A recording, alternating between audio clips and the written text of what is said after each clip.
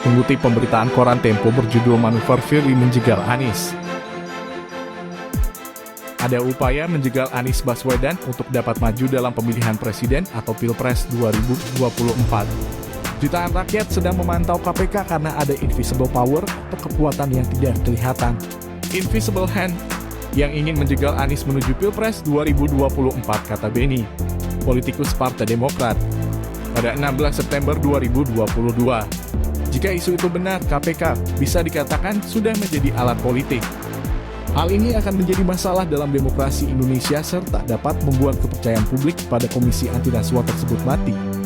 Jika hal itu dilakukan, KPK melakukan blunder. Rakyat tidak akan percaya lagi kepada KPK.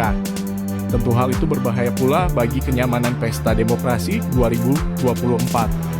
Bambang Wijoyanto menilai upaya KPK saat ini sangat kentara politisasi di lembaga hukum. Padahal hasil audit dari BPK DKI Jakarta telah menyebutkan tak ada kerugian negara dan penyelenggaraan Formula E. Padahal ada kesepakatan dan persetujuan DPRD sendiri untuk menyelenggarakan pergelaran balap ini.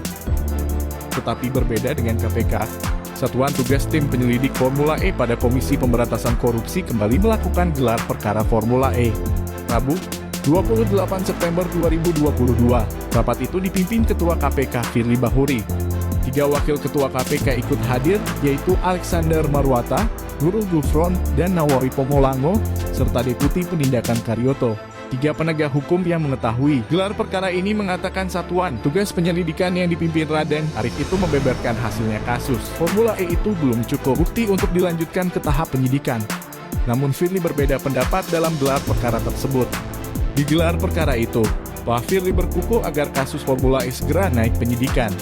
Firly meminta agar Anies Baswedan segera ditetapkan sebagai tersangka sebelum partai politik mendeklarasikannya sebagai calon presiden, kata seorang penegak hukum lainnya. Penegak hukum ini menceritakan alasan Firly Bahuri meminta pengusutan kasus Formula E segera masuk penyidikan. Menurut Firly, pengusutan perkara itu harus dihentikan ketika partai politik sudah mendeklarasikan Anies sebagai calon presiden 2024. Jika tidak, kata dia, penyelidikan KPK berpotensi membuat gaduh kondisi politik nasional. Penegak hukum tadi mengatakan Alexander dan Karyoto mendukung pendapat Firly tersebut. Namun sebagian besar peserta gelar perkara tetap tak sependapat. Gelar perkara ini berakhir dengan beberapa catatan. Salah satunya KPK akan meminta Badan Pemeriksa Keuangan, BPK, mengaudit kerugian negara dalam penyelenggaraan Formula E. Firly disebut-sebut akan turun gelanggang lobi Ketua BPK Ismayatun. Tujuannya agar BPK bersedia mengeluarkan hasil audit yang isinya menyatakan adanya kerugian negara dalam penganggaran hingga penyelenggaraan Formula E. Sumber Tempo di lembaga penegak hukum ini melanjutkan, bukan kali itu saja Firly meminta tim penyelidik meningkatkan status pengusutan Formula E ke tahap penyidikan. Firly bahkan selalu mendesak agar kasus tersebut naik ke tahap penyidikan setiap gelar perkara Formula E berlangsung. 3 penegak hukum kepada Tempo menceritakan bahwa tim penyelidik sudah meminta keterangan beberapa orang pakar hukum pidana selama penyelidikan kasus Formula E.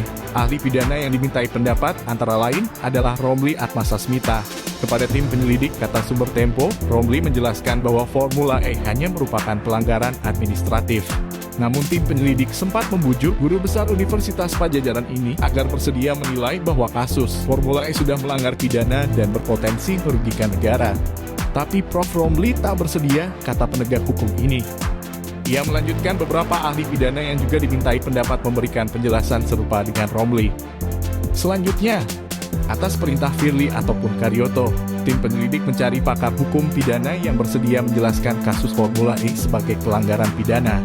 Guru besar Universitas Al-Azhar Indonesia, Agus Surono, disebut-sebut bersedia menjelaskan kasus Formula E sebagai pelanggaran pidana.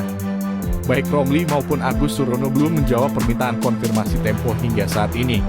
Langkah KPK tersebut merupakan bentuk politisasi dan permufakatan jahat untuk mengkriminalkan Anies Baswedan.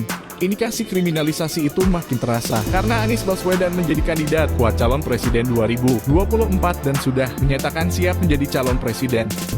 Koran Tempo mendapatkan informasi sudah banyak ahli yang dipanggil.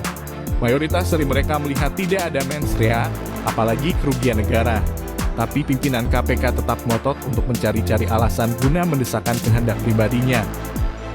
Itulah laporan yang berhasil kami himpun soal ada upaya untuk menjegal Anies Baswedan menuju Pilpres 2024. Jangan lupa untuk bagikan video ini ke media sosial kalian. Terima kasih.